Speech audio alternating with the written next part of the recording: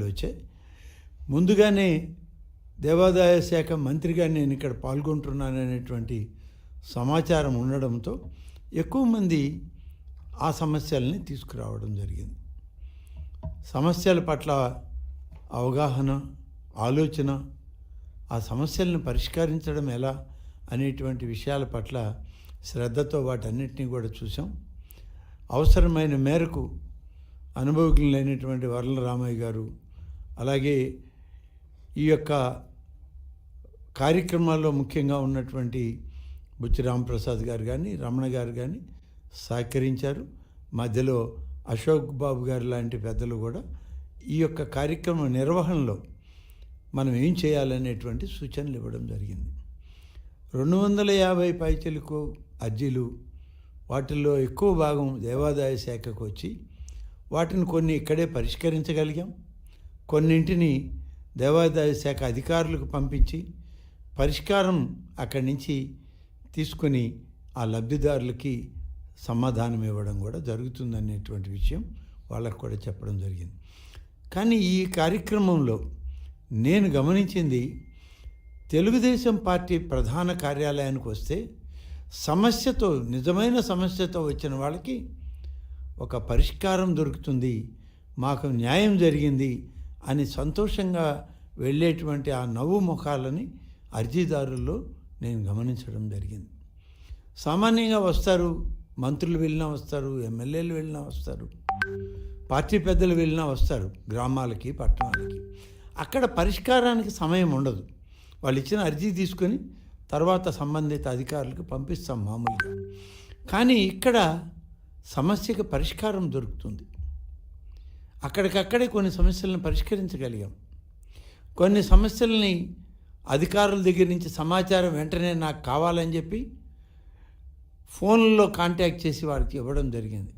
కొన్ని అయితే దాని మీదనే ఎండార్స్ చేసి పంపిస్తున్నాం, వారం రోజుల లోపల దీని మీద నివేదిక కావాలి, ఈ నివేదికలు వచ్చిన తర్వాత నిర్ణయాలని లబ్ధిదారులకు పార్టీ కార్యాలయం ద్వారా చేర్చడం జరుగుతుందని. ఇలా దీన్ని 2-3 భాగాలుగా విభజించి ఈ కార్యక్రమాన్ని చేపట్టాం.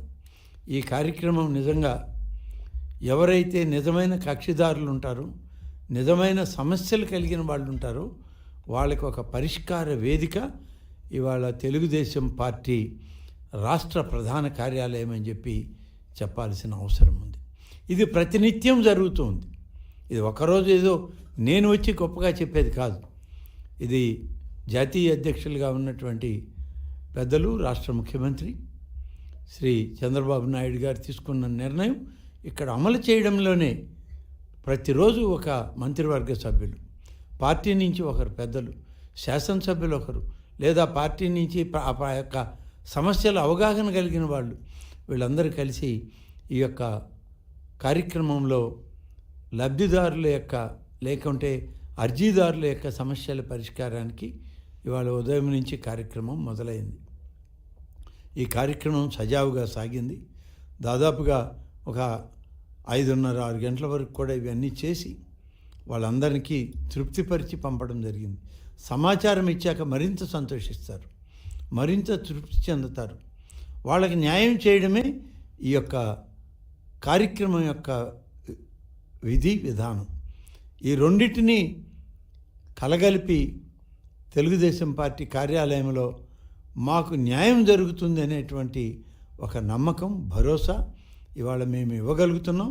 ఇవాళ నేనే కాదు, అనేక మంది మంత్రులు గత 20 రోజులుగా ఈ కార్యక్రమం నడుస్తూ ఉంది. కార్యక్రమంలో అందరూ సజావుగా కార్యక్రమాన్ని నిర్వహిస్తున్నాం. ఇది ఒక నిరంతర ప్రక్రియ. ఈ రోజుతో ఇది అయిపోయేది కాదు, ఒక నెలతో ముగిసిపోయేది కాదు. ప్రతి మంత్రి టర్న్ బేసిస్లో ఒక రోజు ఇక్కడికి రావాలి, వచ్చి సమస్యలు వినాలి, సమస్యలు పరిష్కరించాలి. ఇది మా పార్టీ తీసుకున్న నిర్ణయం, మా నాయకుడు మాకు ఇచ్చినటువంటి బాధ్యత. ఆ బాధ్యతను మేము సక్రమంగా నిర్వర్తిస్తూ ఉన్నాం. ఇదే విధంగా ఇవాళ సమస్యల పరిష్కారం ఈ విధంగా తెలుగుదేశం పార్టీ కార్యాలయంలో సమస్యలకు పరిష్కారం దొరుకుతుంది, న్యాయం దొరుకుతుంది. మాకు చట్ట ప్రకారం మేము న్యాయంగా పొందుతున్నామని కానీ వస్తే బహుశా ప్రభుత్వ కార్యాలయాల్లో ఉన్న అర్జీల కన్నా పార్టీ కార్యాలయంలో ఈ సమస్యలకు పరిష్కారానికి అందరూ వచ్చి మహజర్లు ఇక్కడే ఇవ్వడం ఎక్కువగా జరుగుతుంది.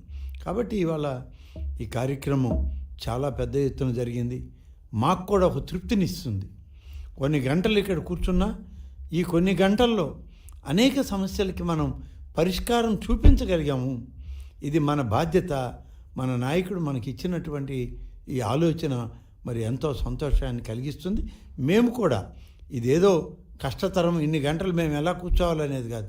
ఇన్ని గంటలు కూర్చొని మరిన్ని గంటలైనా అన్ని సమస్యల్ని మేమే పరిష్కరించగలమనే పద్ధతిలో ఈ యొక్క కార్యక్రమాన్ని ముందుకు నడిపాం. కాబట్టి ఇవాళ జరుగుతుంది. ఇది నిరంతరం జరిగేటువంటి కార్యక్రమం. ఓకే.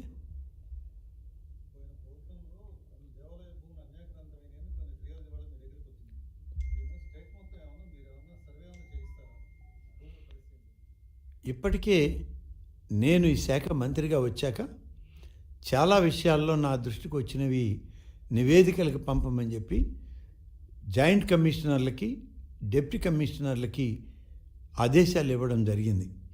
కమిషనరేట్ నుంచి ఆ నివేదికలు తెప్పించుకుంటున్నాం.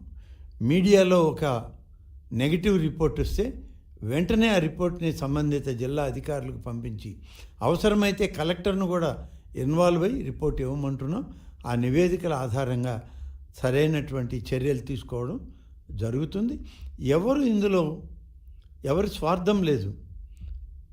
ఇవాళ చట్ట ప్రకారం సుప్రీంకోర్టు తీర్పుల్లోనే ఇచ్చింది, భగవంతుని యొక్క ఆస్తులకి ఎవరు ఆధారం అంటే భగవంతుడు అనేటువంటి రూపం ఒక మైనారిటీ బిడ్డతో సమానమని. మైనారిటీ బిడ్డ యొక్క ఆస్తిపాస్తుల్ని, వారి హక్కుల్ని ఎవరు కాపాడేయాలంటే ఆ కుటుంబ పెద్ద కాపాడాలి. ఇవాళ భగవంతుడికి కుటుంబ పెద్ద రాష్ట్ర ప్రభుత్వమే. ఈ రాష్ట్ర ప్రభుత్వం పెద్దగా నిలబడి ఆ దైవం యొక్క ఆస్తిపాస్తుల్ని కాపాడాలి. ఎక్కడైనా దుర్మార్గం జరిగినా, దురాక్రమణ జరిగినా వాటిని తిరిగి మళ్ళీ ప్రభుత్వానికి తీసుకొచ్చి అప్పచెప్పడంలో ఏమాత్రం ఉపేక్షించడం జరగదు. ఇప్పటికే